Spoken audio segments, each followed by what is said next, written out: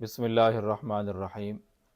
حضرت حذیفہ بن یمان رضی اللہ عنہ فرماتے ہیں کہ ہم لوگ جب رسول اللہ صلی اللہ علیہ وسلم کے ساتھ کسی کھانے میں شریک ہوتے تو آپ صلی اللہ علیہ وسلم کے کھانا شروع کرنے کا انتظار کیا کرتے تھے۔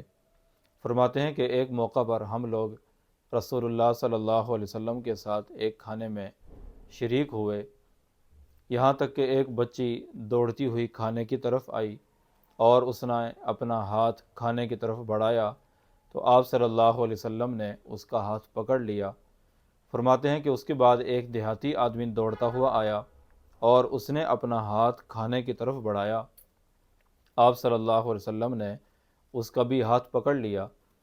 اس کے بعد آپ صلی اللہ علیہ وسلم نے ارشاد فرمایا کہ شیطان کھانے کو اپنے لیے حلال کرنے کی کوشش کرتا ہے جب کوئی آدمی بغیر بسم اللہ پڑھے ہاتھ کھانے کی طرف بڑھا دے، اور فرمایا کہ قسم ہے اس ذات کی جس کے قبضے میں میری جان ہے کہ جس وقت میں نے بچی کا ہاتھ پکڑا اور جس وقت میں نے اس دیہاتی کا ہاتھ پکڑا تو شیطان کا ہاتھ بھی ان کے ہاتھ کے ساتھ میرے ہاتھ کے اندر تھا۔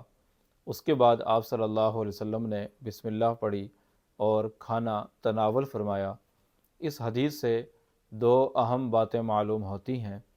پہلی بات کہ کھانے کے آداب میں سے ہے کہ جو بڑا آدمی ہو، صاحب عزت اور عمر کے اعتبار سے بڑا ہو، اس کے کھانا شروع کرنے سے پہلے چھوٹوں کو کھانا نہ شروع کرنا چاہیے۔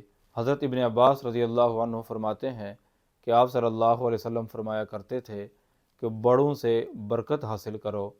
اسی طرح سے ایک دوسری روایت میں حضرت ابو عبیدہ بن جراح رضی اللہ عنہ فرماتے ہیں کہ برکت بڑوں کے ساتھ ہے۔ دوسری بات یہ معلوم ہوئی کہ جب بغیر بسم اللہ پڑھے کھانا شروع کیا جائے، شیطان اس کھانے کو اپنے لیے حلال کرنے کی کوشش کرتا ہے، یعنی شیطان اس کھانے پر قدرت حاصل کر لیتا ہے۔ جب بسم اللہ پڑھ لی جاتی ہے تو شیطان کی اس کھانے پر سے قدرت ختم ہو جاتی ہے۔